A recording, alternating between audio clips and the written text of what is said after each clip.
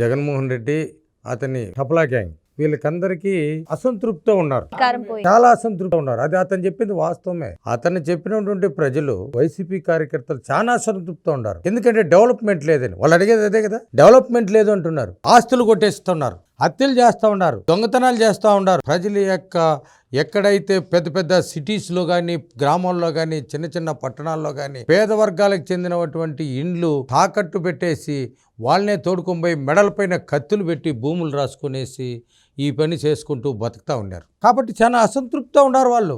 జగన్మోహన్ రెడ్డి గారు వాళ్ళ నాన్నగారు, వాళ్ళ అమ్మగారిని, చెల్లెల్ని అడ్డపెట్టుకొని ప్రచారం చేసి ఎన్నో సంక్షేమ పథకాలు పెట్టేస్తామని చెప్పి ప్రజలను మబ్బు పెట్టి, వాళ్ళ నాన్న ఉండేటప్పుడు ఇతను దోషి దొంగతనంగా అన్ని చేసి జైలుకి పోయి వచ్చినాడు, మళ్ళీ చేశాడు. ముఖ్యంగా ఈ జైలుకు అలవాటు పడిపోయినారు. ఈ జైల్లో ఉన్న వాళ్ళు బయట వచ్చి లూటీలు చేసే అలవాటుతో లూటీలు చేస్తా ఉన్న వాళ్ళకి ఇప్పుడు తెలుగుదేశం ప్రభుత్వం వచ్చే కిందకి ఎక్కడ బంద్ అయిపోయినాయి.